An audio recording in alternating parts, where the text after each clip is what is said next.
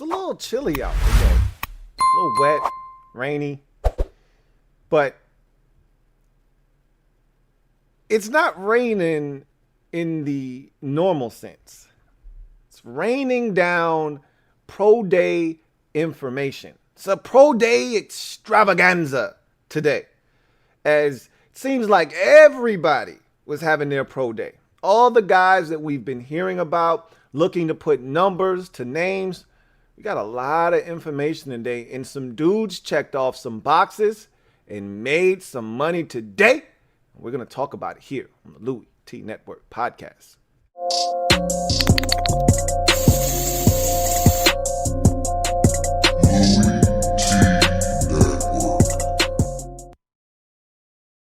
Who else could it be? Me, your man, Louis T. Welcome to the 152nd installment of the Louis T Network podcast. I, of course, am your set man, Louis T. Thank you for joining me. Got a lot to get to today. Really, I just want to talk about these pro days, man, and kind of get your reaction. So I'm going to start the show off talking about all of these pro days, some players that caught my eye, the ones we've been waiting on, and some guys that maybe you're not waiting on that had pro days as well. And we'll talk about as many of them as I can get in, and, you know, just mention a few names off to the side that, you know, won't be first or second day picks more likely than not if they get drafted at all, and just throw those guys out there as well and what I think about them, and just kind of get your reaction to some of the news and some of the times and information that was dropped in your lap today, if you were able to consume it. If not, I'll be able to provide you with some of that information here on the pod today. So I know a lot of you are following this thing probably more closely than I am. So a lot of this is not news to you. So I'm not telling you anything that you don't already know. However, there are people that don't follow this as closely. And so I want to keep them abreast of what's going on as well.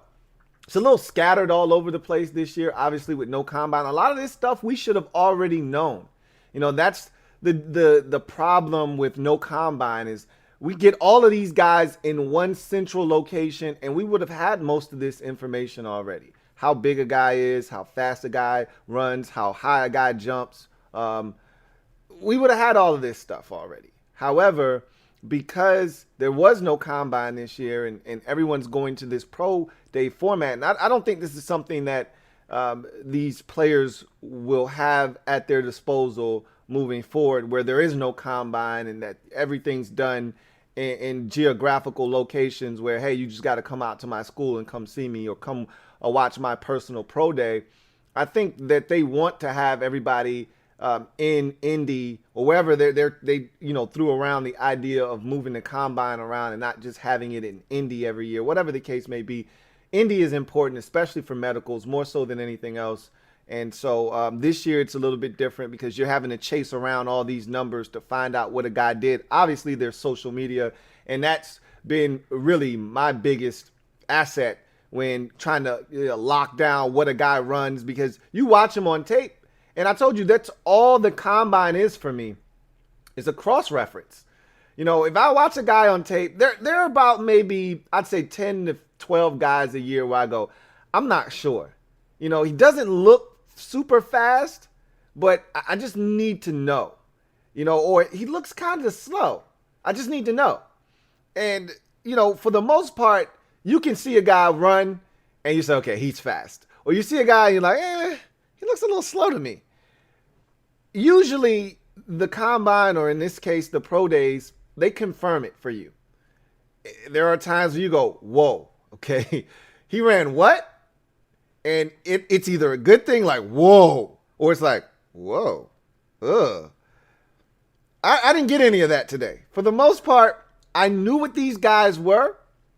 I just needed them to check boxes, and that they did. So we're going to talk about that today, and guys checking boxes.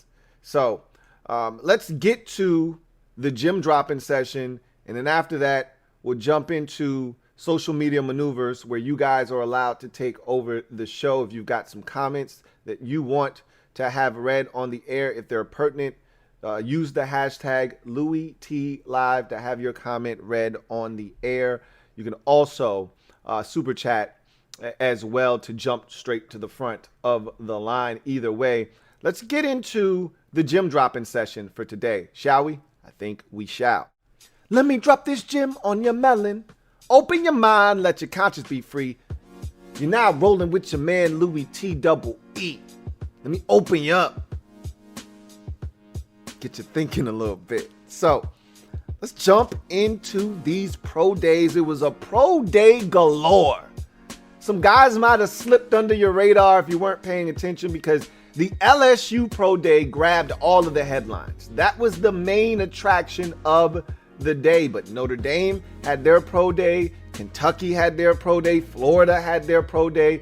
So a lot of pro days happening with a lot of players. I just named a couple of programs that are going to send a ton of players to the pro game in the upcoming draft. LSU, Florida, Notre Dame. These are all programs that are going to send multiple guys to the pros.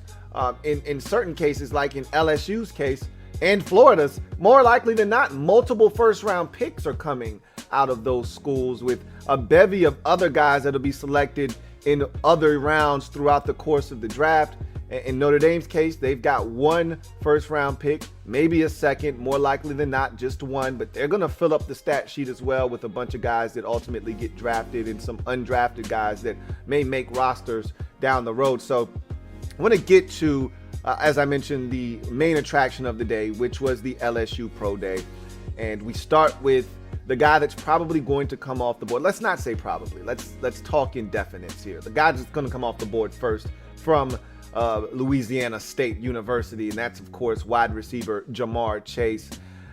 I wanted to know just how fast he was, because on tape, he's a guy that when you watch him, you know he's fast. You see he's fast. You see him outrun people. You know, I'm watching him in a game versus Vandy, and he just outruns everybody, outruns the angle of the safety who had an angle on the play, and that was the play where you go, okay, he's fast. But then you watch him against some of these other corners, and the separation isn't always there, but when the ball is in the air, he separates. So you know he can run, you know he's got acceleration, you know he's got explosion, he can go up and get the football. He's one of the better leapers in this draft, one of the better 50-50 ball guys in this draft. So I knew all of those things were going to be outstanding from a numbers standpoint, but still wanted to see those numbers come to fruition. We got our answer today. Not the biggest guy in the world. That's, you know, one of the knocks on him is he's not what you're looking for in your prototypical number one big body physical wide receiver. He's not 6'2", 215, 217. He's 6 feet, 201. That's not a problem for me. And it shouldn't be a problem for you if you're looking for a true number one wide receiver, because he has all of the measurables in terms, well, all of the DNA makeup and all of the skills to fit the criteria of a number one wide receiver. You don't have to be 6'2", 6'3", 6'4" to be a true number one in this league, as evident. Just look around the league and look at all the guys who make up the number one wide receivers in this league. He ran a 4.38 today, and for me, that was the number that I wanted to see. I thought, look, and let's just let's say this right now, because everyone that is running, these are hand times. So hand times are going to be inaccurate. There is no time that is going to be just a set in stone time. This isn't a laser like at the combine where, you know, it's funny because when we're doing the combine thing and they go to Charlie Casserly, who's doing this little hand time, and Charlie's doing the little eye thing. When they cross, he hits it. Charlie will say the dude ran a 4.37, and the laser will say he ran a 4.42. So, look, hand times are definitely inaccurate. They are prone to human error. Look, I don't really care. If a guy's fast, if we're talking about the difference between a 4.38 and a 4.42, he's fast, okay? That's all you should take away from that. No one's going to be talking about, well, that corner ran a 4.37 and he only ran a 4.42, so he can't run by him. No, he's got plenty of speed. If that guy gets beat off the line of scrimmage, that 4.42 is plenty fast to beat that 4.37 corner. Trust me. So, 4.38, 4.42, who gives a shit? He's fast. That's all you should care about, okay? 41-inch vert shows you the explosion. The 11-foot broad for Ja'Marr Chase just caps it off. If there was any doubt as to whether this guy was the number one wide receiver in this draft, I think he silenced all of that today with his numbers, okay? And the fact that Devontae Smith won't run, and he can run, he's fully capable of running. His injury wasn't sustained to his lower extremities. He's got a hand injury. As evident, he just caught at the pro day of Mac Jones yesterday. He can run, he just doesn't want to, and that's fine. The tape is there. As he said, look, you got all the information you need, go watch the tape. So Ja'Marr Chase decided to put it on full display. To me, it's not a question of whether he's the number one wide receiver. It's just when does he come off the board. And he was always my number one guy in the clubhouse. And today he solidified that for me. So Ja'Marr Chase went and balled out, but he wasn't alone. He brought a friend with him, okay? Wide receiver Terrace Marshall Jr. from LSU. I still contend, and there are people that will argue me up and down, and that's fine. This is a debatable topic. I don't feel like I have to be right on this one. But I feel like the 2019 LSU offense was the most talented offense I've ever seen. And people will argue that the 2020 Alabama version is better in terms of talent. And that's debatable for me. Because in my eyes, you got Ja'Marr Chase, you got Terrace Marshall, and you got my man that got drafted last year in the first round to the Minnesota Vikings. Okay? Justin Jefferson. To me, you're talking 3 first-round picks. You're talking about 3 guys that are just extraordinary, bigger-bodied guys and physical but run after the catch guys, good route runners. Just to me, an all-around game-changing group there. And Joe Burrow pulling the strings, which I think he's better than Tua. I think he's better than Mac Jones. I told you that last year. Obviously, I don't think Mac Jones is better than Joe Burrow. Nobody else does either. So I think you win there. I love Clyde Edwards-Helaire and what he was for them last year and what he is as a football player. And we saw a little bit of that with the Chiefs this past year. Alabama says, hey, we got Najee Harris. Touche. Not really much I can say about that because he's a beast in his own right. But Thad Moss was a really good tight end for them last year. I don't think Alabama actually had anybody that scares you at the tight end position. So I think the nod goes to LSU there. We start talking about the offensive line. I think there were more guys on the Alabama offensive line, more likely than not when it's all said and done, that may have, better NFL careers. But we'll see, There are a lot of guys that got plucked off of that LSU offensive line last year in the draft. So we'll see what happens with that. But I just love that LSU crop of receivers and skill players last year. And here's another guy from that group. Really, he played this year, unlike Ja'Marr Chase, who opted out of the 2020 season. Terrace Marshall Jr. went back and played in 2020. He was really the lone soldier there. There was no Joe Burrow. There was no Ja'Marr Chase. There was no Justin Jefferson. There was no Clyde Edwards-Helaire. He was essentially a lone soldier. And he went out and he balled in a bunch of games this year, showed the talent, and measured out at 6'2.5" today, 205 pounds, ran a 4.4 140. Depending on who you ask, he ran a 4.38. Again, 4.41, 4.38. Who gives a shit? He's blazing fast. And you can see that on tape. I didn't need the 40 to tell me that. Okay.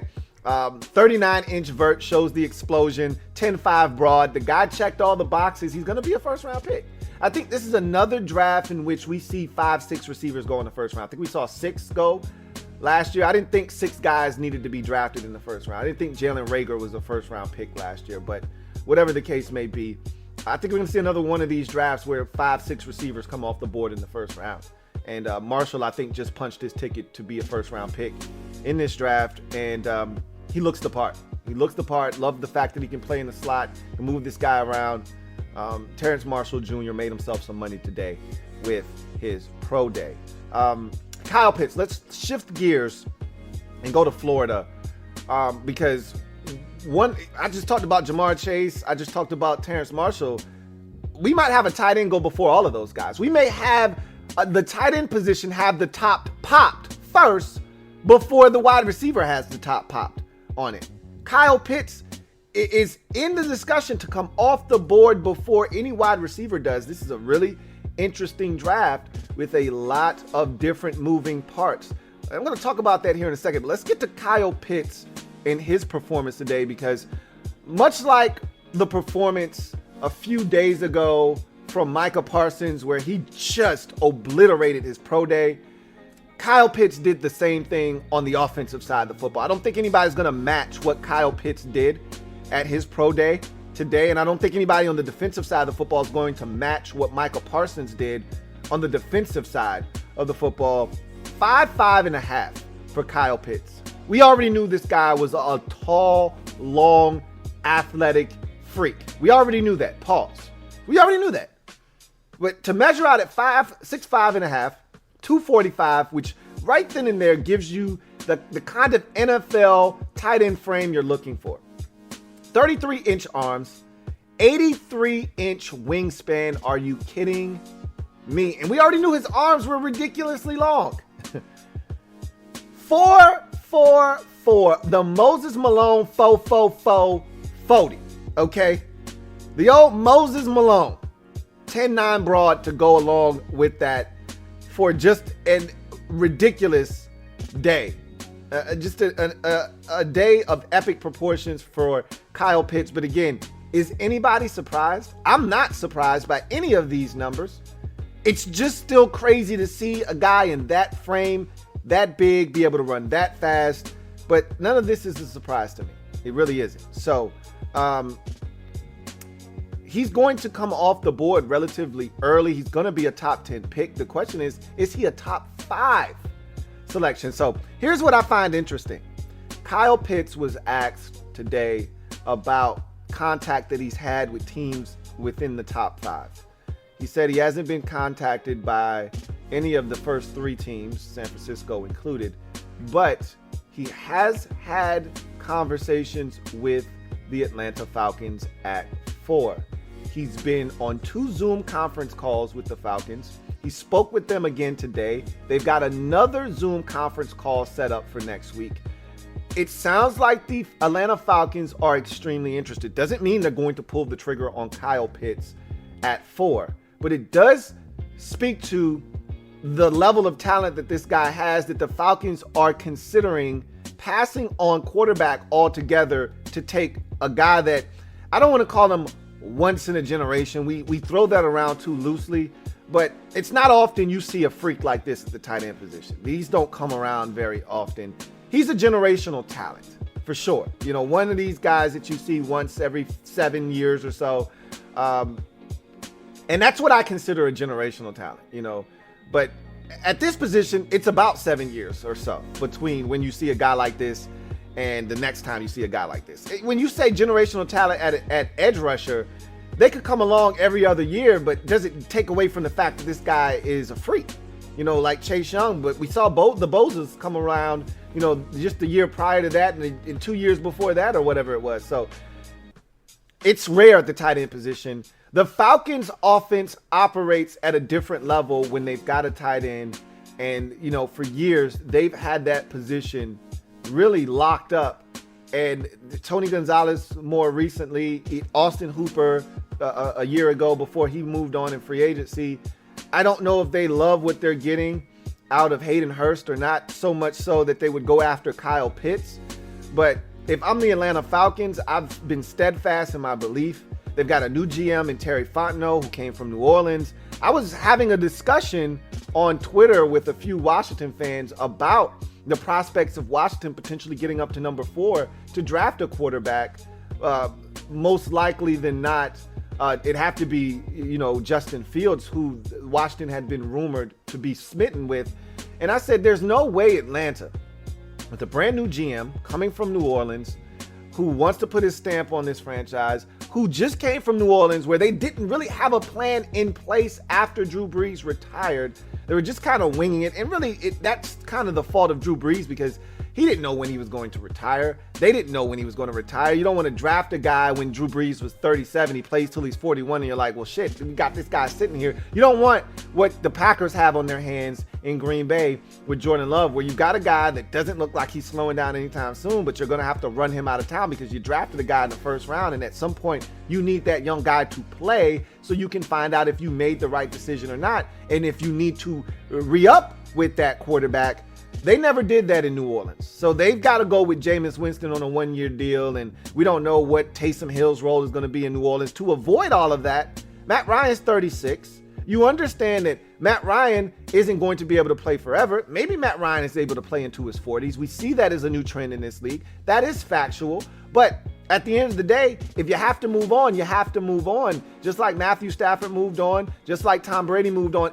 And usually when we see some of the greats in this league want to play a little bit longer than the organization they've played for their entire careers want them around for, we've seen some of the greats like Joe Montana have to finish their careers elsewhere. It's not uncommon that this happens. Peyton Manning, even though there was a different set of circumstances there. Brett Favre, again, same kind of deal, different set of circumstances. But a lot of times, our favorite heroes at the quarterback position, all right, the legends of the game don't finish where they started a lot of times because you've got to be able to move on. You cannot allow that guy to continue to string you along. That's what's going to happen to Pittsburgh. I hope people understand it. If they don't get Dwayne Haskins to turn out to be a beast in his second act in Pittsburgh, if he doesn't get it and turn the switch on in Pittsburgh, they're going to be left with Mason Rudolph and a bunch of bums, and they're going to be stuck in quarterback hell until they get in a position, as Mike Tomlin said, I never want to be in a position bad enough to draft a guy like Chase Young. He was drafted second overall. They'll be there if they have to roll with Mason Rudolph or some bum on their roster at the quarterback position. And that's where they are because they haven't planned for the future. You've got a chance to plan for the future if you're the Atlanta Falcons at 4. You don't plan on being here. Hell, you didn't plan on being at 4 this past year, okay? If things would have gone the way that they should have gone, if you were able to hold on to leads, worst case scenario, you're a 7-9, 8-8 ball club, and you're drafting somewhere at 16, 17 instead of drafting at number 4. You don't plan on being back here, especially if Matt Ryan's going to be your quarterback for the next couple of years. You're expecting to win ball games. You brought in Arthur Smith to be your new head coach. You think he's going to turn around the offense and maybe stabilize the defense. We'll see what happens in Atlanta. You can't pass up this opportunity to get a quarterback and have him sit and learn behind Matt Ryan, who's been one of the better quarterbacks in this league over the last decade, and have a plan in place when Matt Ryan is no longer the guy in Atlanta. But they're mulling over it. This is proof of it. And look, it's just called doing your due diligence. They may have no intentions of drafting Kyle Pitts, but they're doing their due diligence on a player. I liken it to Washington last year meeting with Joe Burrow on multiple occasions. Why? You do your due diligence. They knew good and well Joe Burrow wasn't going to be there at number 2. They knew he was coming off the board at number 1 in Cincinnati, but you never know what the situation brings, and you just never know. Down the road, Joe Burrow may become a free agent. You did your homework on him during the draft process. You love this kid. You want to give him a shot. So just because the Falcons seem very interested doesn't mean that Kyle Pitts is going to end up a Falcon at number 4, but I wouldn't rule it out if I were you. I'm sticking with the 4-for-4 model. 4 picks, 4 quarterbacks taken in the first 4 picks of this upcoming draft. But Kyle Pitts is a very intriguing prospect, and one that I could see the Atlanta Falcons saying, you know what? We're in win now mode. We think we can turn this thing around and win 11 games. 12 games in 2021 and go 12-5 or 11-6, make the postseason and make some noise. Why the hell not? Drafting Kyle Pitts changes the offense. My whole thing is your offense isn't broken in Atlanta, okay? Kyle Pitts would surely add to that offensive firepower. But the offense wasn't the problem in Atlanta, okay? It was the defense. So we'll see what the Falcons do. I wouldn't blame them for taking Kyle Pitts, but if they 3 years from now are looking up and saying, all right, Matt Ryan's on his last legs and we don't have a quarterback ready to go in, I'm going to circle back to the 2021 NFL draft where you had the 4th pick and you had a chance to take, one of 2 or 3 quarterbacks remaining on the board and you decided to take a tight end. And look, this guy could be the next Tony Gonzalez. He could be the next Antonio Gates. He could be the next big thing at the tight end position and a future Hall of Famer. And to that, I say, I don't blame you. That's why I would even entertain this thought. But at the same time, we know what the quarterback position is. So it's interesting, to say the least.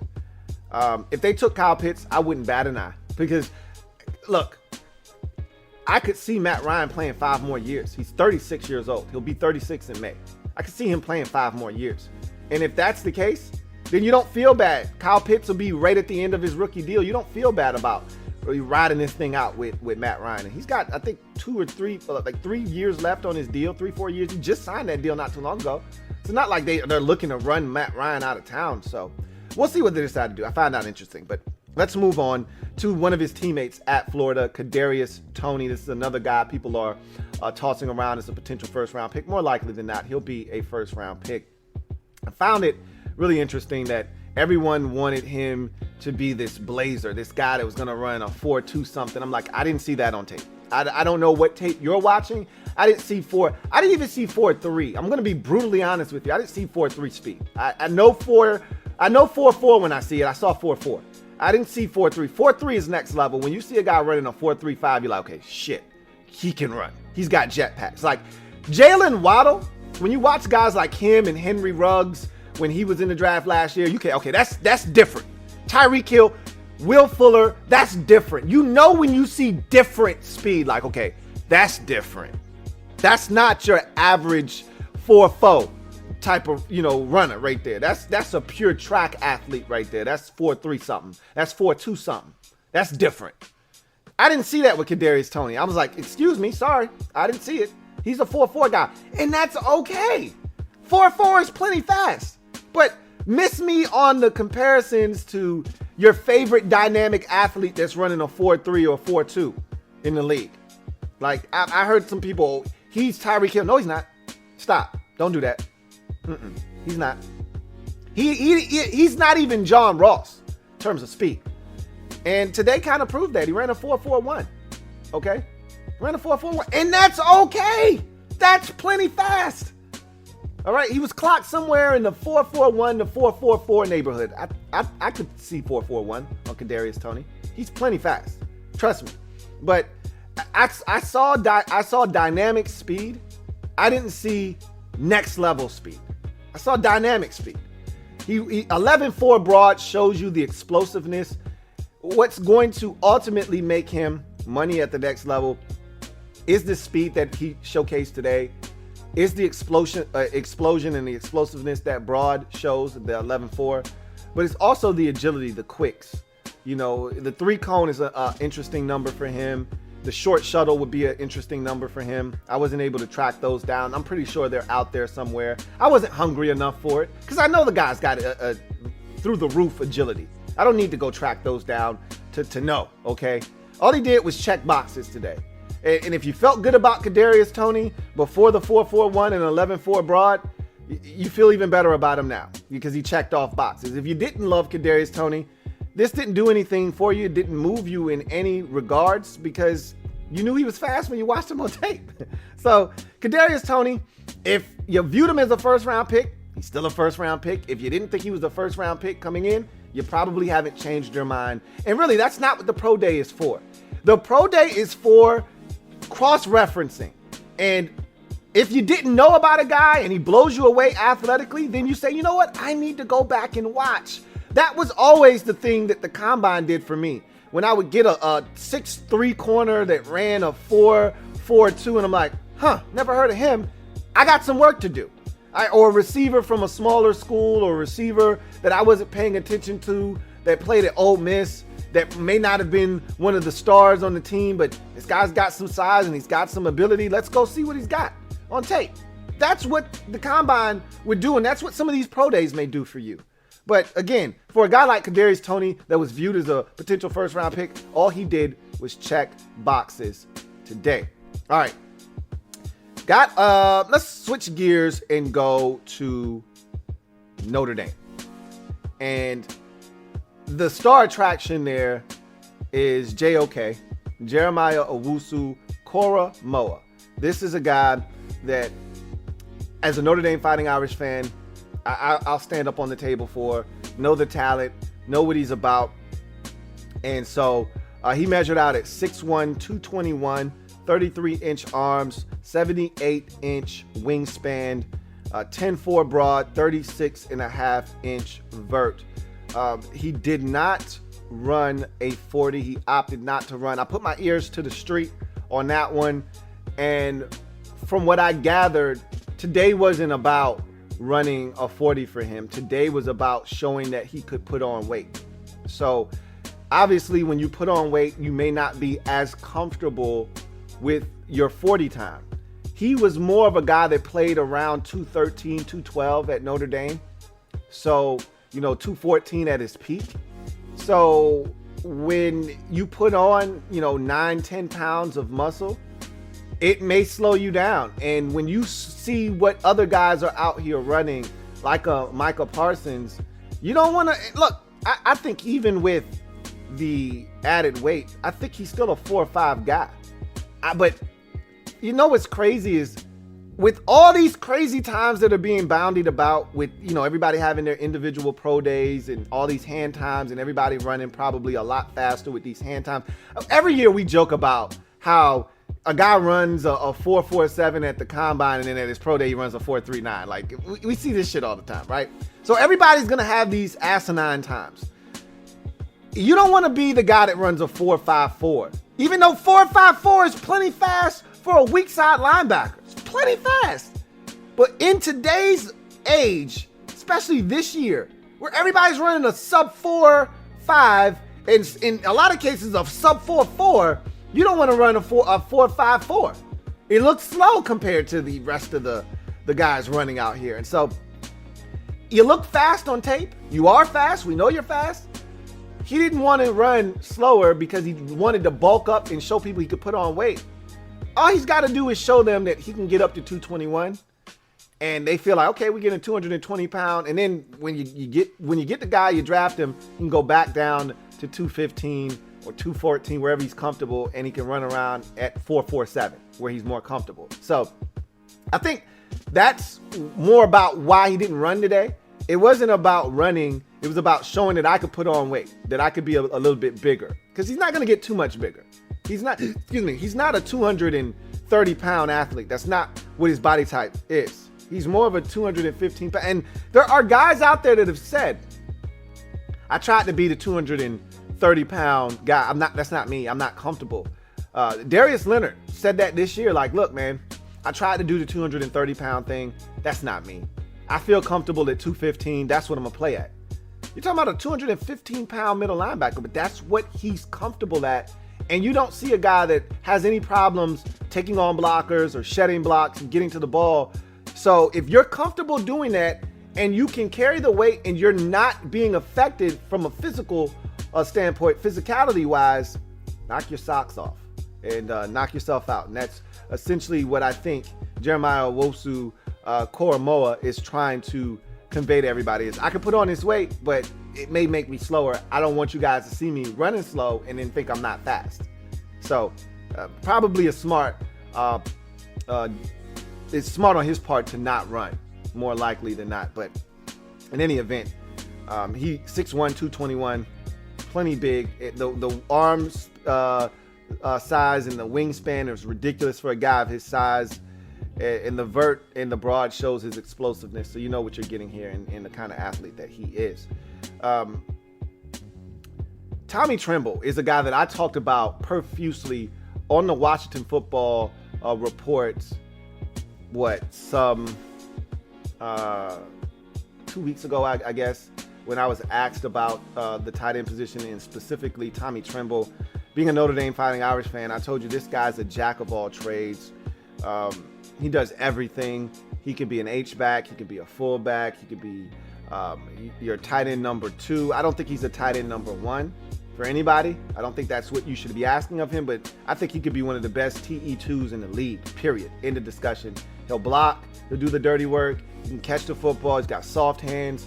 He's a better athlete than people give him credit for. I said, look, this guy is a legitimate 4'6". I thought he would be anywhere in the neighborhood of 4.58 to 4.63, and lo and behold, he ran a 4.6 flat today. You know, and depending on who you ask, he ran a 4.58, 4.59, which is right where I thought he would run. You saw the athleticism for the last 3 years in Notre Dame. I knew what this guy was capable of. 6'3" is what he measured out at, 241 pounds, 32-inch arm, 78.5-inch wingspan, 4'6", flat, 40, 36.5-inch vert to go with a 10-2 broad. The guy's an athlete, man.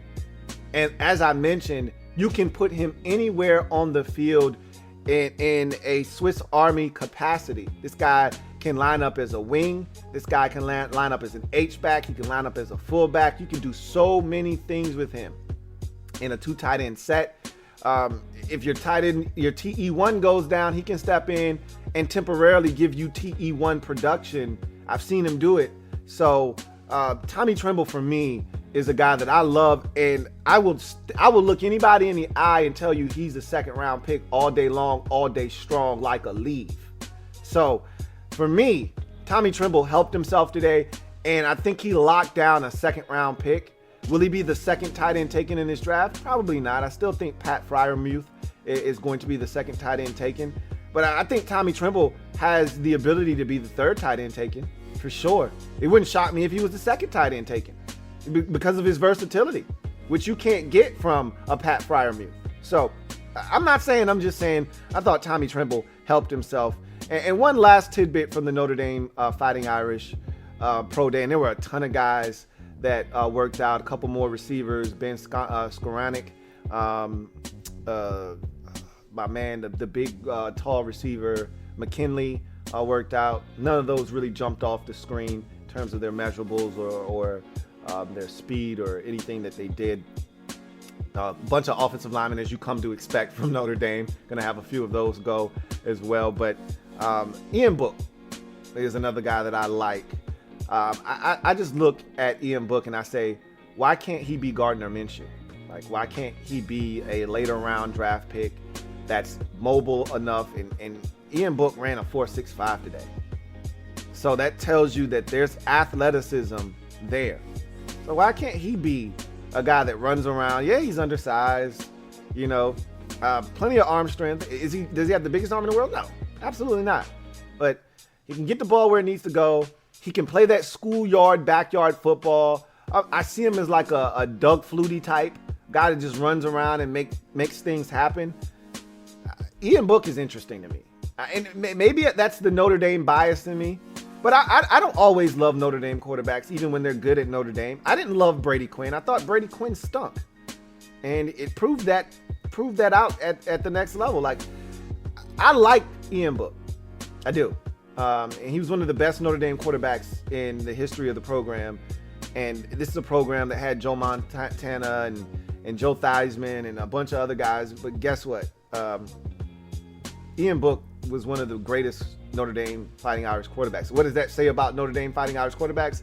Doesn't say much, right? But I like Ian Book, and I think he can play in this league as a backup. So that's interesting, just something I thought I'd note. But we move on to Kentucky's Pro Day. Jamin Davis. All right. I love calling him Jamin. It's Jamin Davis, okay? Jamin Davis. Or Jamin Davis. His name is Jamin Davis. That's how you pronounce it, Jamin Davis. This is a guy that I had a day 3 grade on. I didn't see what everybody else saw. I saw an undersized linebacker that I felt like struggled at times with the big boys inside. And at times, he was fighting to hold on for dear life inside. But there were times where he flashed and he made plays. That Tennessee game, if you're looking for a game to see the best of Jamin Davis, the Tennessee game from 2020 is the game you need to turn on. And you'll see everything you need to see. I walked away from that game saying, I could see this guy being a second round pick. This guy right now is looked upon as the second best linebacker in this draft behind, depending on who you ask, it's the second best linebacker in this draft class behind Micah Parsons. And he did nothing today to dispel that notion. If anything, if your eyes were closed, they're wide open now after what he did at his pro day. Jamin Davis, 6'3", 234, which he didn't play at 234, last year. He looked like he was every bit of 223. So he put on some weight for sure for this pro day. But not only did he, but his frame looked like he could put on weight. And I think a lot of people were saying he's going to put on weight and he's still going to be an athlete. Well, not only did he put on the weight, he's 234. He ran a 4.41 at his pro day. Depending on who you ask, he ran a 4.37. I'm going to put the 4.41 down because I think the 4.37 is more of a hand time, human error, a couple of hundredths of a second came off there. That's fine. Whatever the case may be, it's blazing fast. He looks like today's NFL linebacker. He does. They're getting faster. They're getting more capable of running with wide receivers. He had a 42-inch vert, which tells you that the explosion and the time that he ran in the 40 is no fluke. He had an 11-foot broad. This guy tore it up at his pro day. And if there were any questions about him potentially being a first-round pick, he may have answered those with an eye-popping pro day. I didn't expect him to run that fast. I didn't. I said he's probably going to run a 4.51 or maybe a 4.49. He may sneak into the sub 4.5 region, but not by much. The man damn near ran a sub 4.4. He might have run a legitimate sub 4.4. He might be a legit 4.37, 4.38, 4.39 guy. Whatever the case may be, he blew me away with his 40 time. He blew me away, and I knew he could run.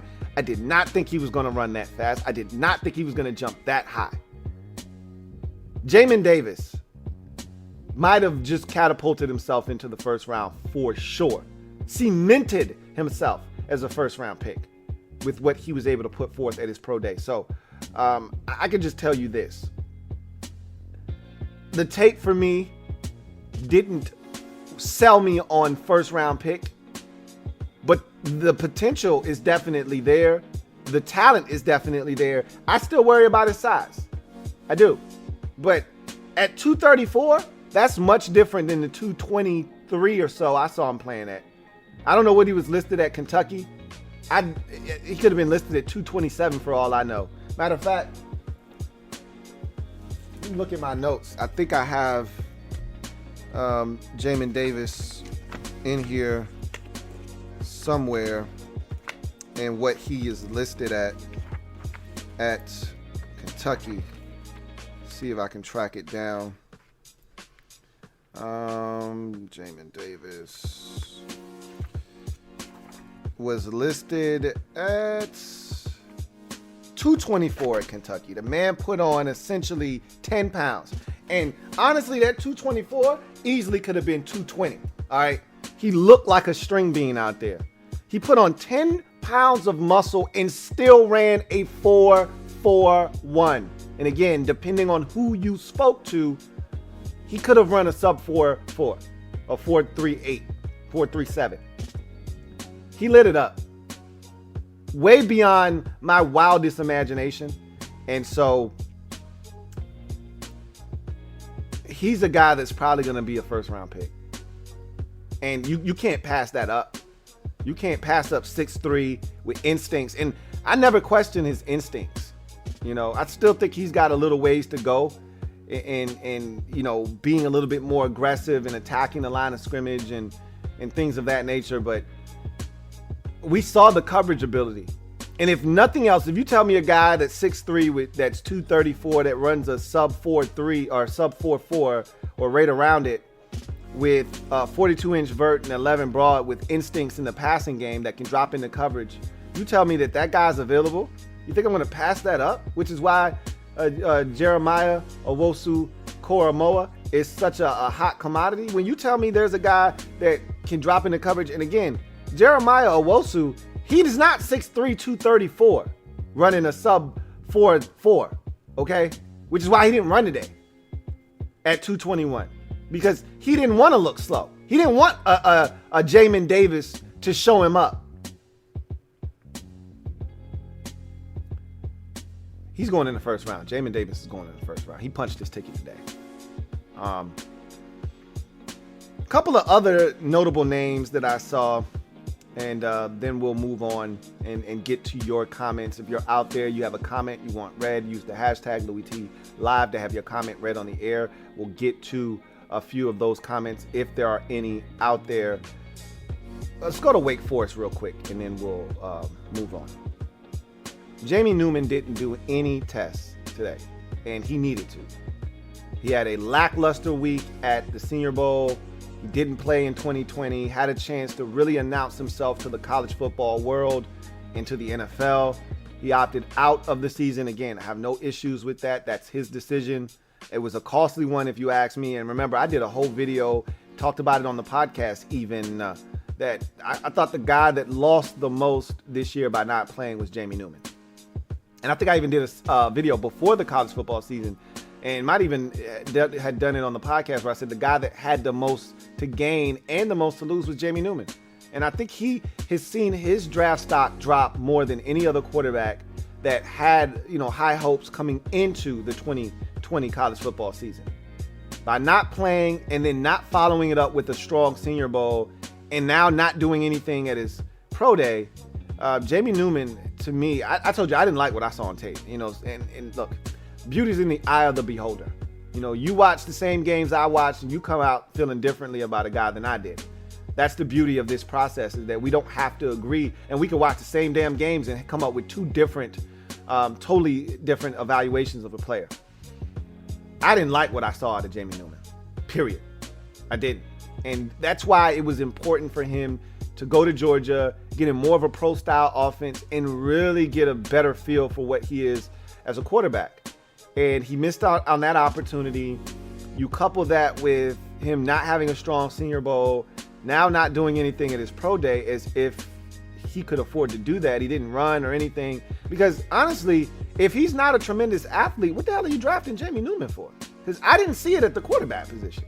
You're drafting this guy off of sheer athleticism and the hope that you can develop him into some type of a passer at the next level. But if you're telling me, and I told you, I didn't think he was a tremendous athlete on tape. I saw an average athlete, maybe to slightly above average. I didn't see a guy that wowed me with his athleticism. So that was a little disappointing. Sage Surratt, the brother of Chaz Surratt, who we think is going to be more likely than not a second-round pick at the linebacker position in this year's draft out of North Carolina. His brother plays wide receiver at Wake Forest. He ran a 4.46. That's nasty. I think a lot of people were souring on him anyway. The tape wasn't anything that blew you away. Saw a lot of 50-50 balls that were contested that he went up and got, and that's his thing. But he's not running away from anybody running a 4.46 or a 4.66, excuse me. So he is another one of those guys that I think he'll hear his name called more likely than not. There's a bunch of receivers in this year's draft. It wouldn't shock me if he didn't hear his name called at all, but I think he'll hear his name called, but it'll definitely be back into the draft somewhere in the mid to latter portion of day number 3, just like Kyoko or Fioko, the receiver from Stanford, another one of those guys, jump ball guys, throw it up to, they can go get it. So just thought that was interesting and something that bared mentioning on this crazy pro day galore day. So with that said, let's go to our next segment. But before we do, let's get a word from one of our sponsors. This podcast is sponsored by Rental Karma. RentalKarma.com is where you can help elevate your credit score by using your rental history to boost your credit score.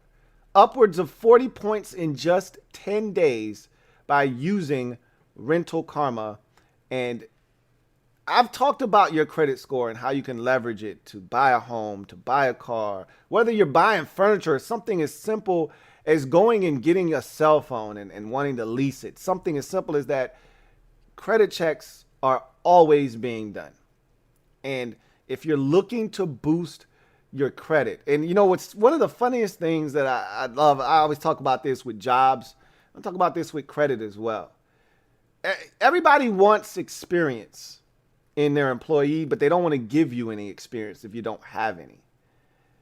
Everybody wants you to have sparkling credit and a great credit score, but nobody wants to actually give you the chance to earn great credit and build it. Here's an opportunity for you to be able to do that, whether you got credit cards or not, and you've already gotten into the game of building your credit. If you're a renter out there and you're renting an apartment or a townhouse or whatever the case may be, Rental Karma is for you. Use your rental history. You pay your rent on time, it's going to help elevate your credit score. And we're talking upwards of 30 to 50 points. 40 points immediately in 10 days if you've got a long enough rental history that they can go back and access. You can see your credit score boost 40, 50 points. RentalKarma.com is where you need to go. Use the promo code LTN25 to get 25% off of their services. RentalKarma.com. Use the promo code LTN25 to get 25% off of their services when you use RentalKarma.com. Use your rental history and present and future to elevate and boost your credit score. So, with that said, let's get to social media maneuvers. And I want to take some of your comments out there. But before we do that, I do want to ask a favor of everyone out there. And that is to simply get you to subscribe to the Louis T Network for more great content. Turn on your notification bell so you don't miss a thing. And also, hit the like button, okay? Only 32 likes. That's way too low for this point of the show, okay? Over 110 of you out there and only 32 likes. Come on, guys, what are we doing? All right, let's get those likes up. First, let's hit 50. All right, and then once we hit 50, let's get to 75. And before this show is over, I'd love to be hovering around the century mark, if at all possible. So if you haven't hit the like button, please hit the like button. I urge you to hit the like button. And I'm going to thank you in advance for hitting the like button. So let's get to the comment section. I don't see a ton of comments, so this should be relatively quick. But my man Gregory Lightbody starts us off, says, starting to like Jamin Davis more than JOK and Parsons. His 4.37 impressed me, but I'd want to trade down and get him. Here's the thing.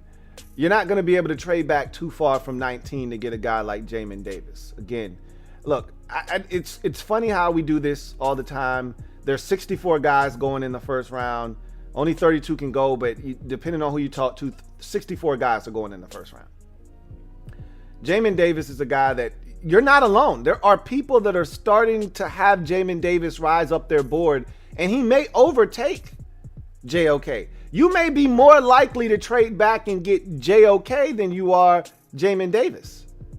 That's how these things happen. When a guy has that kind of height, weight, speed, and then the tape kind of jumps out, and you watch certain games and a guy shows you what can carry over and translate to the NFL game, it's a different frame. You know, JOK is 6'1", 221. Didn't want to run. Jamin Davis is 6'3", 234, and he just ran a damn near sub 4.4. That's different. I've already talked to you about what kind of speed that is. That's different. If he ran a sub 4.3, that's sub 4.4. That's different speed. So he may be jumping up draft boards. You may not be able to draft him at 24. You may have to take him at 19. You may have to go up to get him, as a matter of fact. You know, so it's going to be interesting to see what happens with these linebackers. This is a deep linebacker draft, as I've mentioned already, though. It's loaded with guys like Jamin Davis that are coming out of nowhere. It's loaded. Pete Werner had a good day yesterday at Ohio State's Pro Day. Like, this draft is loaded with athletes at the linebacker position. They're going to be good football players all over the place. In the first 4 rounds, I believe, you're going to be able to get really good quality starting caliber linebackers rounds 1 through 4. You may find a gem still sitting around in the 5th round. Like, this is going to be a really good draft for linebackers. So, we'll see what happens with Jamin Davis. You can't say you like him, he's impressing you, and you like him more than Parsons, but you want to trade back. Parsons is probably going to be a top 10 pick. If not, he won't make it out of the top 15. You can't say you're starting to like him more, but you want to trade back and get him. That's generally not how this works. When a guy has the kind of pro day that Jamin Davis just turned in, he doesn't go down draft boards, he goes up. I don't know where he was before his pro day. He might have been a 2nd round pick. He might have already been in the 1st round. If we're assuming he was back into the 1st round, well, he just jumped up into the mid portion of the 1st round, which means you can't trade back and still get him. So that's something to just to digest there. This one is also from Gregory Lightbody, who writes, Tommy Tremble was also impressive. Thought a 4.59 was very good for him. Yeah, 4.59, 4.6 flat, whatever it ends up being. I saw it in the range of 4. I think I saw 4.58 to a 4.62 was the range that I saw his 40 times in. That's an excellent time for him. Not a good, that's an excellent time. And what people fail to realize is when you look at the best tight ends in football, most of these guys aren't running sub 4 or 5s, okay? When you're talking about Travis Kelce is like a 4.58 guy, okay? When you're talking about Zach Ertz in his prime, Zach Ertz ran a 4.75. You know, the one outlier is George Kittle. He ran a 4.52. So a lot of these guys that we're talking about at the tight end position, I don't know what Darren Waller ran as a wide receiver coming into the league, but it translated over to tight end, but it wasn't a 4.4 anything. It's probably more like a 4.5 something. So when you hear of a 4.6, a 4.5, whatever, that's really good. That's athletically gifted for a tight end. And if you're scooting at 4.59 or you're scooting at 4.6 flat, you're going to separate from linebackers and safeties at the next level. We see it all the time. We see guys running 4.7s. Jason Witten was a 4.8 guy for much of his career. He might have come in at a 4.7 and some change. By the time he was done, he was a 4.8 guy and he was still separating. So you can separate in this league running a 4.75. If you're running a 4.6 flat like Tommy Tremble is, you're going to be able to do some things. And so I thought that was a tremendous time for him. And I think he solidified himself as one of the first 3 tight ends off the board and a 2nd round pick in my estimation. Got another comment here. This one is from DMV fan 1978. Why all black, G? Just my swag today. Nothing in particular. This has nothing to do with nothing. I mean, I could easily just spin it and say Daniel Snyder got 100% of the Washington football team today officially, but it ain't even about that because I already knew that was coming. It had nothing to do with that. If I wanted to spin it that way, I could, but no need in me lying to you. This was how I was feeling, all black, dressed in all black like the Omen. So that was the swag of the day. It was cold outside. I felt like coming on and being cold-blooded. So that's what I did. Gregory Lightbody says, thoughts on Liam Eichenberg? Feel like he can be a good 2nd round pick for Washington. Yeah, he's a solid tackle, man. Really solid football player. I don't think he's a 1st round type tackle, but again, these tackles get pushed up. I can see him ending up late in the 1st round, but he's a 2nd round pick all day long, all day strong. So solid football player. I think he's more of a right tackle than he is a left tackle, but we will see. I think he's a 2nd round pick, and he's one of those guys that could be available at 51, but I think more likely than not he's gone before the 51st pick in the draft, especially if we see a run on tackles toward the end of the 1st round.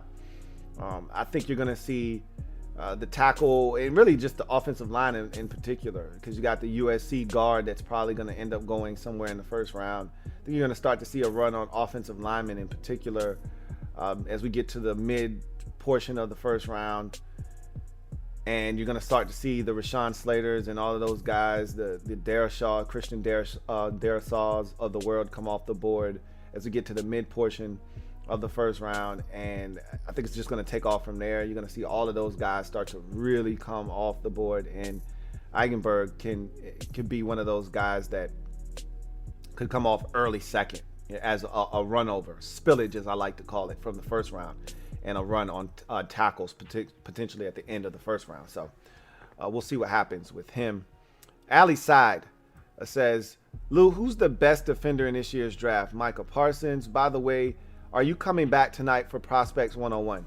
So no Prospects 101. That's a story for another day. I probably will tell you all about it on Friday. Why you may not get one at all this week, we will see. I will tell you this, if you're a Washington fan and you're out there, Washington show will be tonight instead of Thursday night, moving it up a day to free up my entire Thursday. So the Washington football report live will be tonight at somewhere between 8:30 and 9. I'll let you know. Be looking for it at 8:30, but it could be as late as 9, no later than that. But look for that tonight. But no draft prospects tonight. You may not get one this week.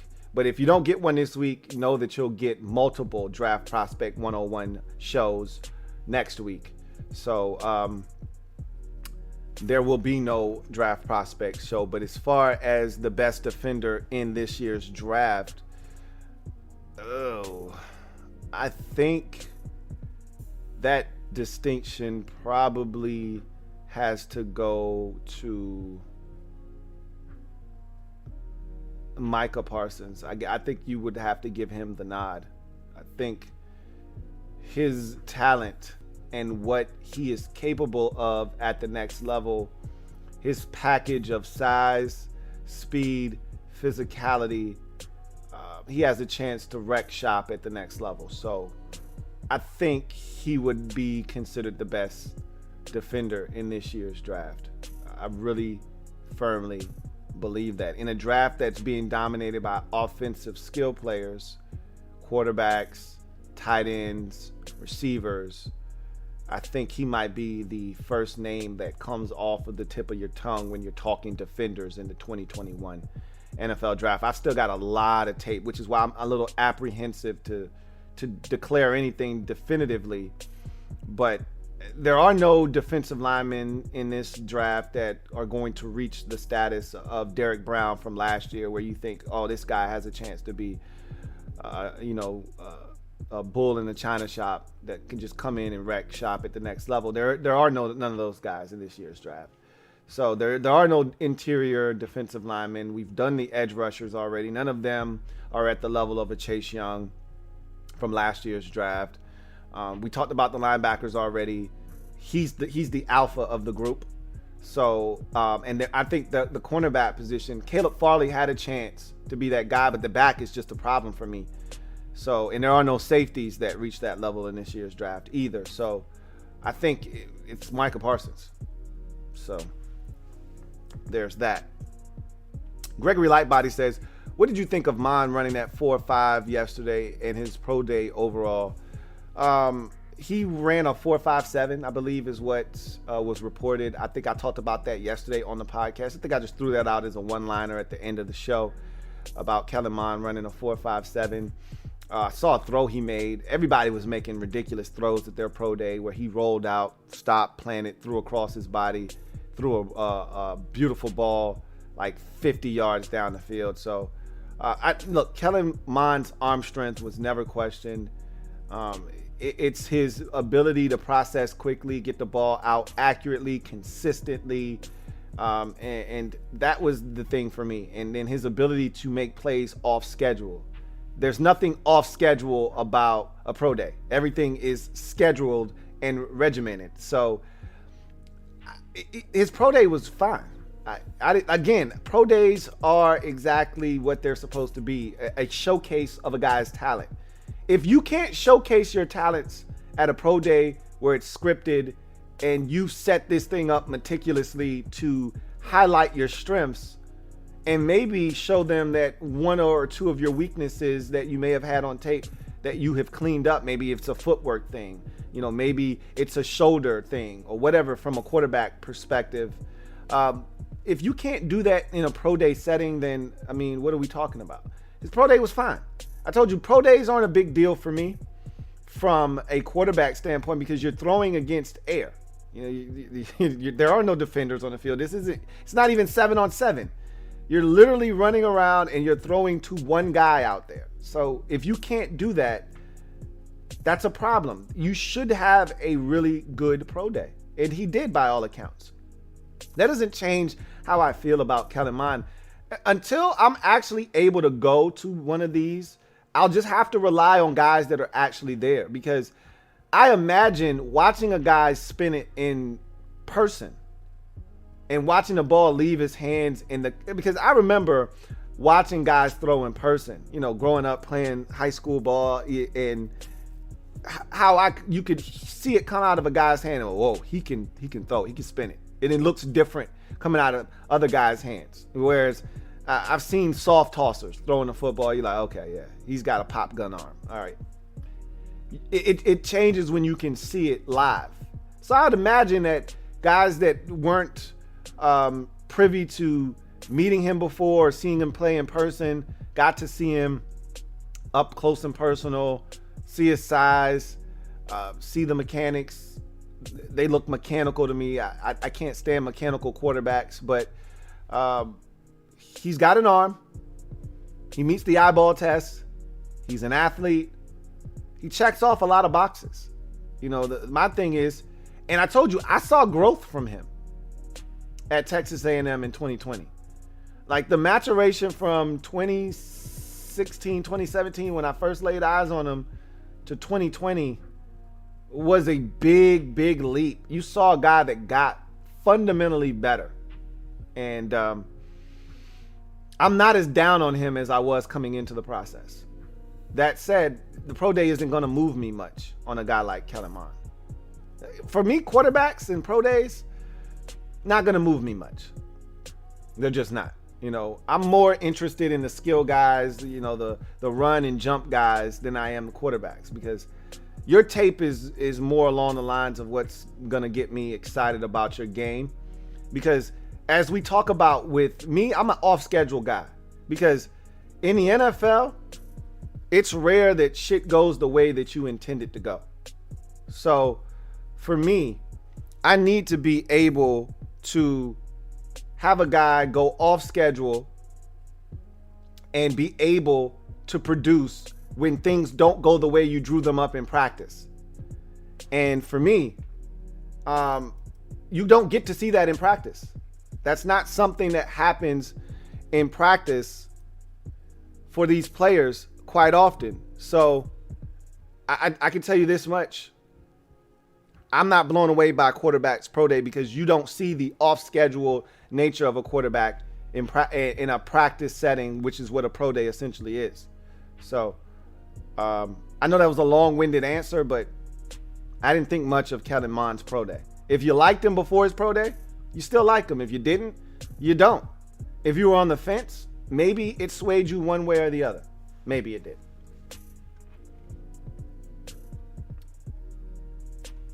DMV fan 1978 says, just wanted to make sure I didn't miss anything. All black generally means you weren't feeling a Washington update. Again, I could have spun it and said, hey, Dan Snyder officially got 100% of the Washington football team today, if I wanted to go that route. But I wasn't really invested in that because I knew the minute, and I already explained this to you, so I don't really need to beat that horse. It's dead. I've talked about it. But the minute Beth Wilkerson took over the investigation and the NFL said, hey, she got it, and then they later came back and said, nah, we'll take over because of the backlash that they were receiving, that told me all I needed to know. He wasn't going anywhere. And it wasn't enough to get rid of him. So Captain Spartan 04 says, my new draft hope is that the Packers will want to be aggressive for like the fourth draft in a row and trade up with us, pick up an extra fourth and a fifth. I don't think they're going to do that this year.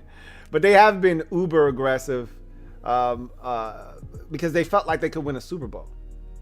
And not only did they feel like they could win a Super Bowl, they felt like we want to not only keep this window open, we also want to extend it if Aaron Rodgers isn't going to be here in 2 or 3 years from now.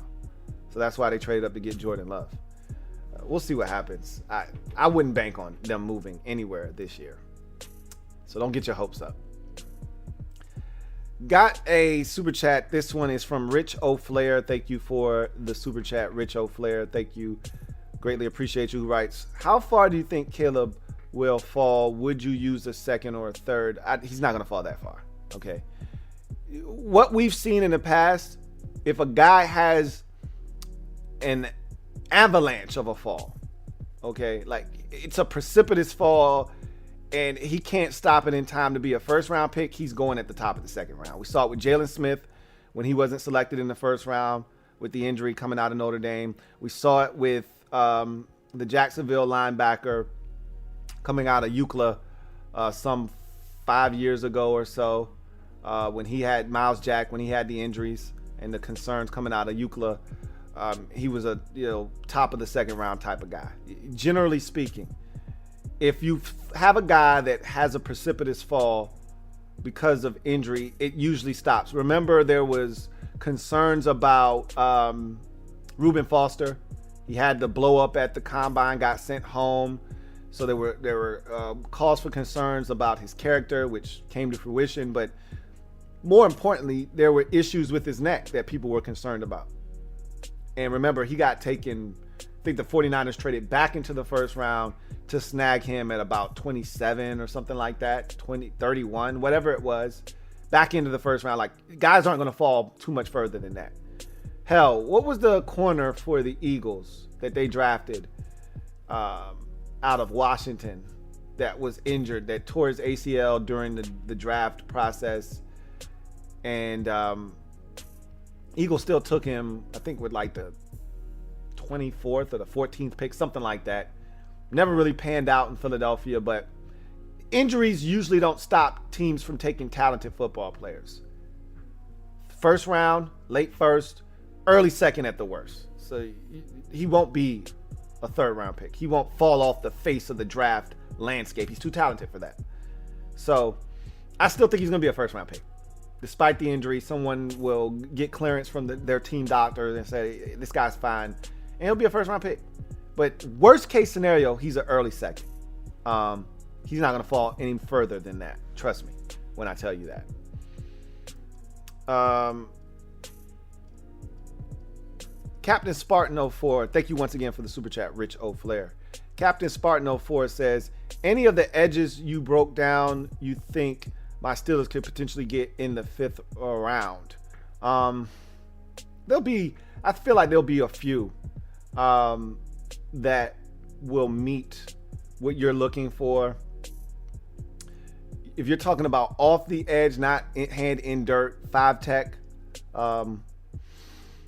there could be a couple that tickle your fancy. The guy that to me would make the most sense for the Steelers, but it's not a 5th round guy, is Roche. I told you I love this guy. He to me fits exactly what you could use opposite of TJ Watt.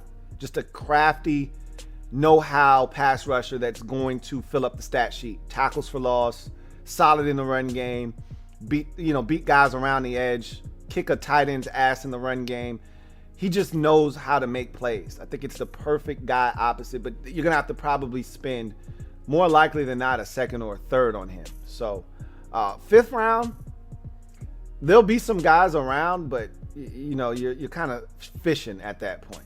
Once you get in the 5th round, it's a crapshoot. I mean, the entire draft's a crapshoot for that matter, but you're really rolling the dice in the 5th round. You get back there and it's like you're pretty much picking table scraps of what's left of the edge rushing position at that point. So you want a good guy, you probably need to go in and get yours in day 2. That's when strike while the iron's hot in day 2, when a lot of guys will probably be coming off the board as pass rushers in the second day. Go get yours while it's there to be got in day number 2. You wait till day 3. The earliest The latest you want to get a guy is in the 4th round. I still think there'll be quality pass rushers in the 4th round. Let's see if any of them come to mind. I'll give you a name. Kind of fits a longer profile, but Jordan Smith out of UAB is a guy. I think somebody's going to snatch him up in the 3rd round personally, but he could be there in the 4th round. Long 6'6" frame, has the ability to bend around the corner. Not an explosive guy by any stretch of the imagination, but enough quicks and enough athleticism to beat guys around the edge, and knows how to use his length and still hasn't maximized that yet. I think that's a guy that, if I were you, I would be looking at as we get into day number 3 potentially of this draft. John Perez says Washington has so many options what they can do at 19. They can trade up, they can stay put, and they can take someone, or they can move back and get picks. I told you 19 is a really good spot to be in for Washington because there will be spillage that happens. We're talking about 5 quarterbacks potentially going in the top 10 picks now. It was 4 just a week ago. Now it's 5 potentially, with the 49ers trading up and thinking about taking Mac Jones at 3. We can see 5 quarterbacks go in the top 10. That's going to force spillage. You're going to have players that have no business being on the board at 19 on the board at 19. Only 10 players can go in the top 10. 5 might be quarterbacks. Kyle Pitts may make it a tight end, 5 quarterbacks. You've got to assume Micah Parsons is going to be one of those picks. So you're talking 5 quarterbacks, a tight end, and a linebacker, and we haven't even scratched the tackle position, nor the cornerback position, nor the wide receiver position, which we know wide receiver is going to at least have 1, if not 2, go in the first 12 picks. There could be 3 receivers gone in the first 12 picks. You could have a corner, a linebacker, a tight end, 5 quarterbacks, 2 tackles, 2 wide receivers, and you're already at pick 12, pick 13 at that point. And linebackers have barely been touched. There'll be some receiver spillage at that point. There'll be some spillage at the offensive tackle position. There's going to be some spillage in this draft. They're going to be talented guys that you look at and say, in a normal draft where 5 quarterbacks don't go in the top 10, this is a top 10 guy. This is a top 15 pick. And you're sitting there at 19 with 3 or 4 of those available for you. Washington's in a good spot. I can say that much.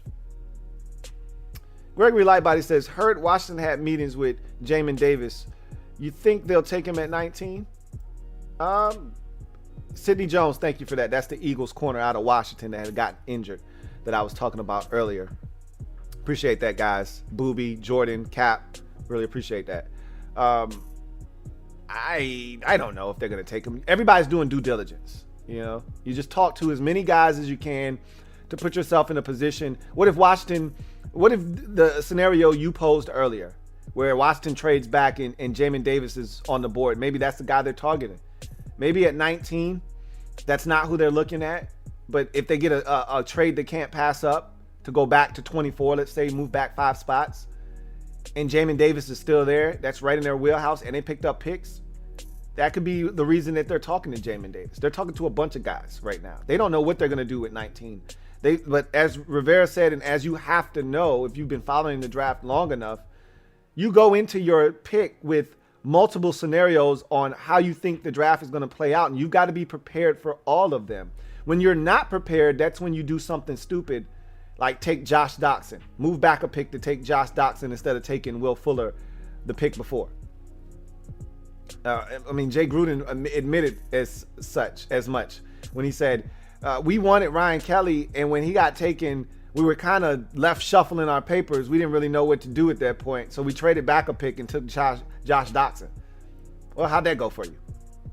Got to do your homework on these players, though, just to make sure you're comfortable with whatever happens. You'll be fine, and that's what they're doing. I don't know if that doesn't mean anything that they're talking to him. It means they're interested, obviously, but we've seen teams take players that they never had any communications with. It happens all the time, so I wouldn't run too far with that. Captain Spartan says, I know I'm just throwing names out here, but my target list for the Steelers, Creed Humphrey, Javonte Williams, best inside linebacker available, Cameron Bynum, James Hudson, and then best edge available. We'll see how that works out for your boys. Gregory Lightbody says, Geis and Browns cornerback fell to the second round, I think, because of different issues. But Geis was never viewed as a first-round pick.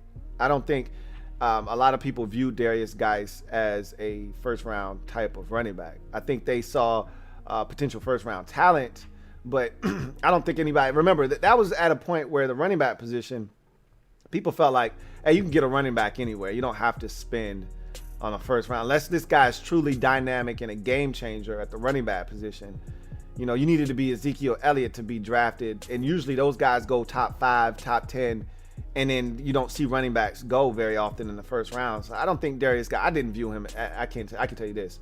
Washington felt like they got a steal getting him as late as they did in the second round. Remember, they got him back into the second. They traded back and still got him. I don't think that he was a first round pick that year. And then you said Brown's corner fell to the second, you think because of different issues. I don't know if you're talking about Greedy Williams or what, but again, that might have been just a talent thing. I don't think, again, if you're talented enough, somebody will take you. Despite issues, all it takes is one. If you're talented enough, somebody will take you. You're not going to fall too far down the draft board.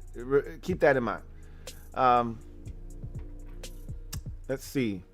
Got another super chat. This one is from Tony Nunn. Thank you for the super chat, Tony. Greatly appreciate you. Writes, I like Horn, J.C. Horn, Bolton or Mack at 19. What do you think?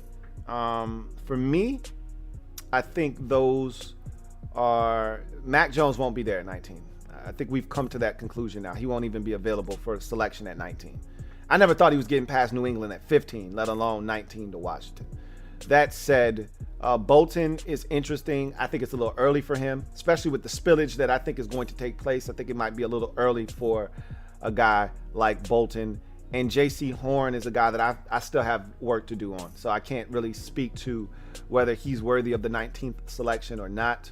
I honestly think that may be a little early for him too, but we'll see. I think he's more of a later portion of the first round, early second round.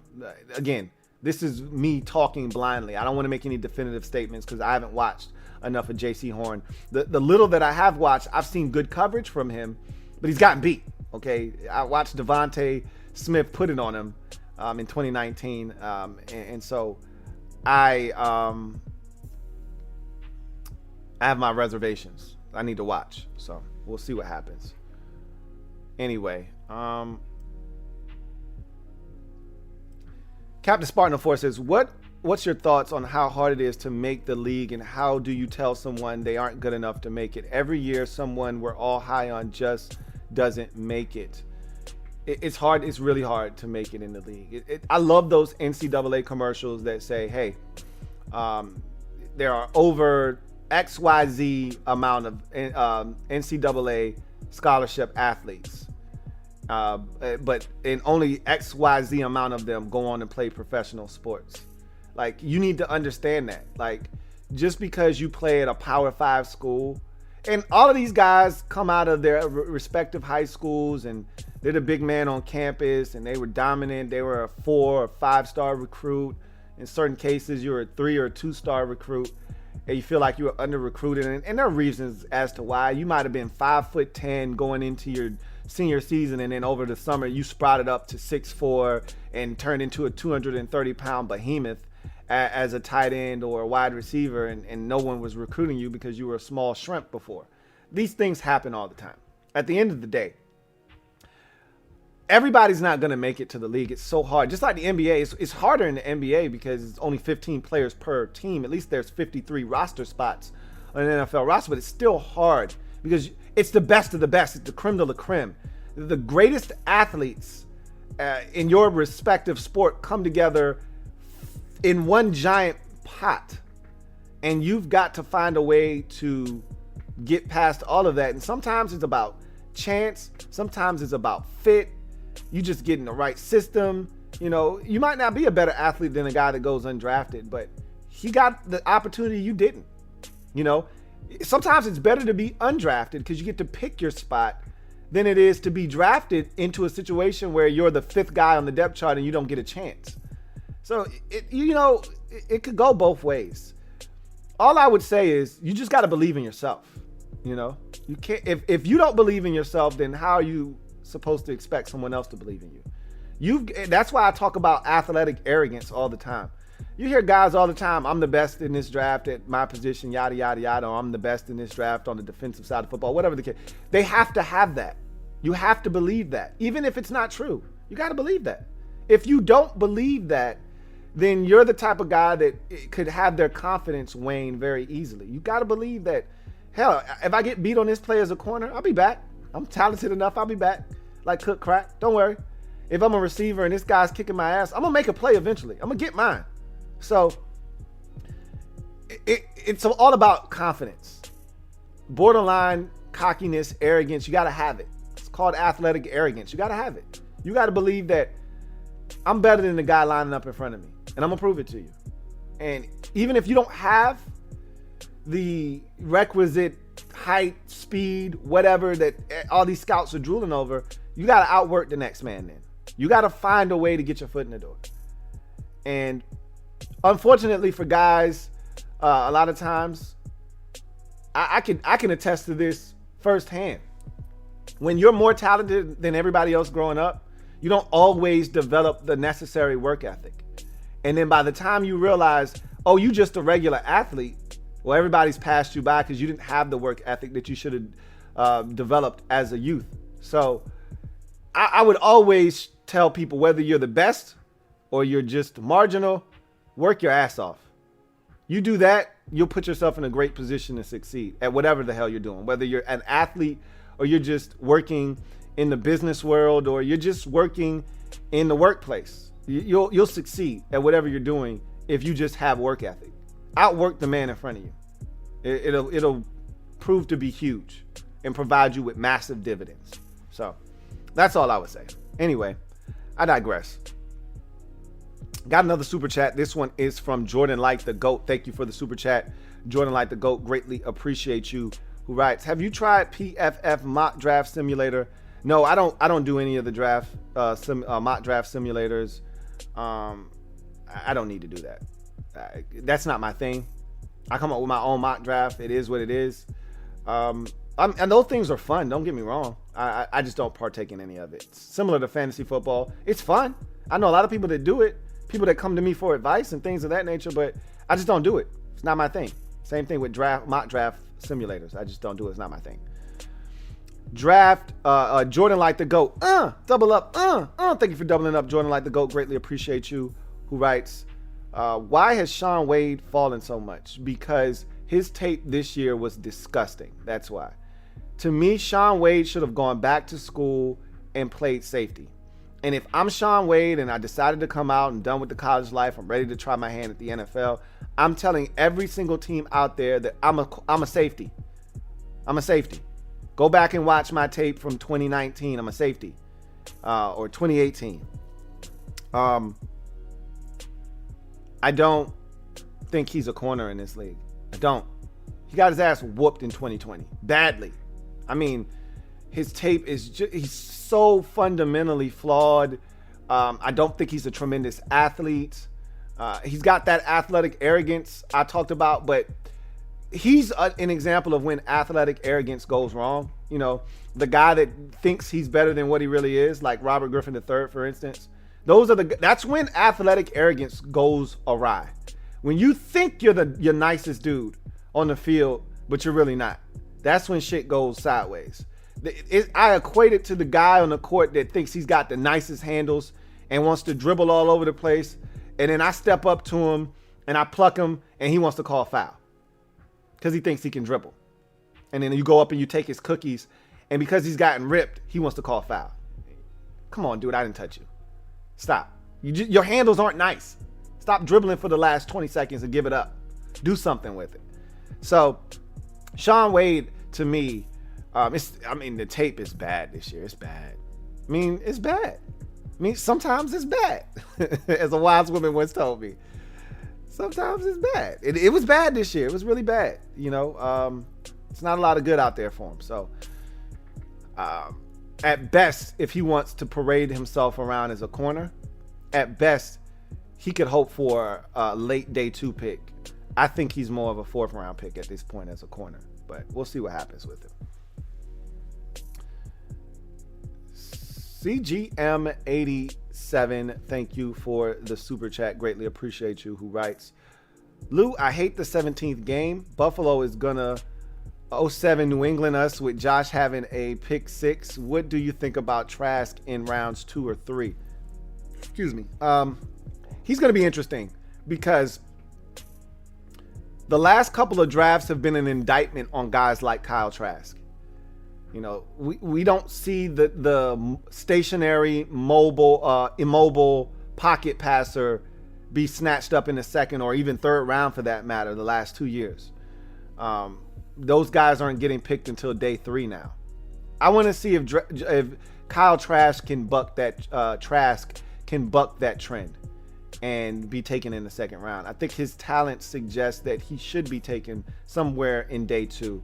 But again, that's not what's happening. Last year, the only guy taken in the 2nd round at the quarter, or day 2 for that matter, at the quarterback position was Jalen Hurts. Like, we don't see these guys. I thought that people were going to fall in love with Jacob Eason's arm. They said, no, he can't move. Yeah, he's got a big arm, but we weren't blown away by his Washington tape. And he's a stationary passer, so we'll wait until the 4th round to take him. And the Colts, they took him in the 4th round as a project, and they just bypassed him altogether by going out and getting Carson Wentz. So that tells you how they feel about Jacob Eason. He sat under Phillip Rivers for a year, and they still aren't even entertaining the idea of giving this guy a sniff. So pocket passers are not, in vogue right now. So it'll be interesting to see if Kyle Trask is bitten by that same bug that seems to be infecting, the rest of the league, as to where these, pocket passers and immobile guys ultimately go in the draft. But I think he's got 2nd, 3rd round type of ability, but we'll see. Bottom line is, I don't know I think worst case scenario, I don't see him being a day 3 guy. I think he'll get taken in the 3rd round at worst. He may even go in the 2nd. I don't love the 17th game for what it's worth, but what are you going to do at this point? It's here and it's not going away. So, and I do think that could be an ass whooping in the making, but you never know. We'll see. That's why they play the game. We could show up in Buffalo and Josh Allen could be out that game. We could show up in Buffalo and they're not as good in 2021 as they were in 2020. Who knows? We'll see. Ryan Fitzpatrick could be on one of those heaters at that point, and we could go into Buffalo and put up 38 and beat them. Highly unlikely, but why not, right? All right, so that's going to do it for me, your man Louis T, and social media maneuvers. Let's quickly get to my final segment, and that's garbage time. And before we jump into garbage time, I want to have another call to action for you guys to make sure that you are getting the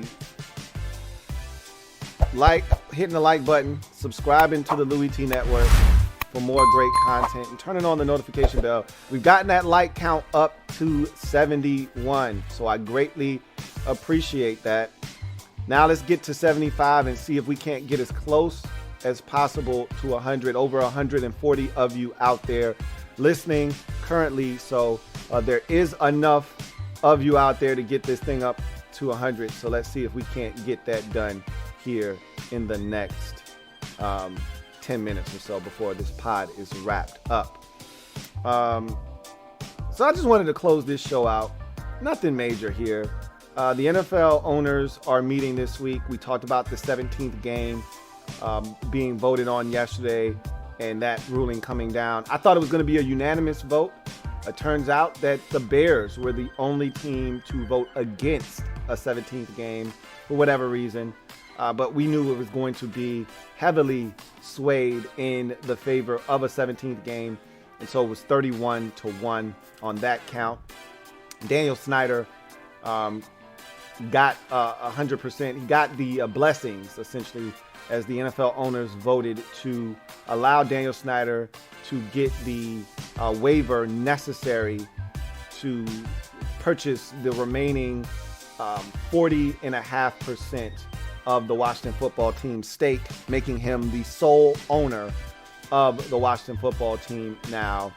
And so, much to the chagrin of most Washington fans, that ball is moving at a very rapid pace and looks to be in the process of heading towards finalization. So for anyone hoping that there could be some saving grace in the 23rd hour, Ichnay on that, Snyder was able to get the necessary votes to get the waiver, to get the $850 million that he needs to purchase the rest of the shares of the Washington football team. So that's pretty much it today. I got a comment here from Gregory Lightbody. He says, why do you like Mills over Mond? To me, Mills is more of a development.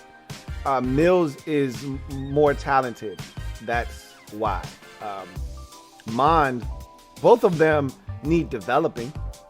But, you know, it's the same thing I look at with Kyle Allen. A lot of people don't understand that Kyle Allen, coming out of high school, was the #1 recruit in the nation. Okay, he was the #1 recruit. The guy has talent. Davis Mills was one of those types of guys, like 5-star recruit, you know, big time arm, was one of the stars of the, you know, one of those 11 on 11 camps that they would have, you know, the QB 11, Elite 11 camps that they would have. He was one of those guys voted most likely to succeed in the NFL. Like, he looks the part of an NFL quarterback. He played in a pro style system. You see him going through progressions at Stanford. Like, there's a lot to like with Davis Mills. Obviously, there isn't a ton of body of work, which you would like to see, and you would not want him to be injury prone, which is the polar opposite of Kellen Mond. Ton of tape, ton of experience, stays healthy, all of that good jazz. But again, I'm just looking at how guys project to the next level. For me, Davis Mills projects a little bit better than that of Kellen Mond, but we'll see. You know, we could be flat out wrong about Kellen Mond, and he could turn out to be a stud. I just feel like I've seen a ton of these guys that look like Kellen Mond over the years. Seen a bunch of them come and go. And again, that doesn't mean anything. Just because we've seen the, what's the guy from UCLA that was drafted by Green Bay? Just because we've seen a bunch of those guys not do anything at the next level. And we've seen a ton of them. Him, you guys know who I'm talking about. The one that, I think he's in Arizona right now, or who knows where the hell he is at this point. But we've seen him. We've seen guys like, what's the quarterback that used to, Josh Dobbs. Like, these guys, they come along all the time. Storybook career in college, played a bunch of years, a bunch of starts under their belt. We got to see these guys. But we know what they are as quarterbacks for the most part. You know, and he looks like another one of those guys. He doesn't look like Dak Prescott to me. Kellen Mond doesn't look like Dak Prescott coming out of Mississippi State. He doesn't look like that to me. He looks more like Joshua Dobbs, less like Dak Prescott. So, for whatever is worth. Hundley. Thank you, CGM87. Brett Hundley. He looks more like Brett Hundley and Joshua Dobbs than he does Dak Prescott. And that's what you're hoping to be, Dak Prescott. And I don't see Dak Prescott in him. I've seen growth though, a lot of growth. I don't see Dak Prescott though. So whatever. That's my explanation for you. You know, that's how I view it. We can see it totally different. And that's okay. Anyway, that's gonna do it for me. Your man Louis T. I thank you guys for joining me on this 152nd installment of the Louis T Network podcast. Looking forward to chopping it up with you guys on Friday. We had to get back on track here on the podcast. Missed Monday, so wanted to go back to back and get back on track. And so Friday we'll clean things up. If anything else takes place, any more pro days of note take place, we'll have all those things for you on Friday. Meanwhile, if you're a Washington football team fan, join me tonight, okay, as we will go live and talk about the Washington football team. And I really want to focus on the 19th pick on tonight's show, 19th and the 51st pick. 19th in particular, because I'm fascinated with the 19th pick and what can happen, and what do we think is going to happen? What do we think Washington's going to do with their first round pick? I really want to dig into that as we start to turn the calendar to April. I want to talk about that tonight, so I look forward to chopping it up with you guys tonight. Hopefully you'll be able to join me, and we'll talk about the Washington football team and the prospects of them maybe getting a quarterback or some other position in the first round as they currently sit at number 19. That's going to do it for me, your man Louis T. Thank you for joining me on this installment of the Louis T Network podcast. As always, I appreciate you guys getting the likes up to 85. I want to try and get it up to 90. So if you haven't already done so, please subscribe to the Louis T Network first and foremost for more great content. Turn on that notification bell so you don't miss a thing. And then hit the like button on your way out. 115 of you currently still out there. Only 85 likes. So a difference of 30. We can do this. We can do it. All right. In any event, I thank you guys for joining me. I will see you later on tonight if you're a Washington football team fan, or you just want to come and kick it and stop by, say what's up. Please, by all means, do so. If not, I'll see you on Friday. Louis T Network podcast. Have a good one. Louis T Network.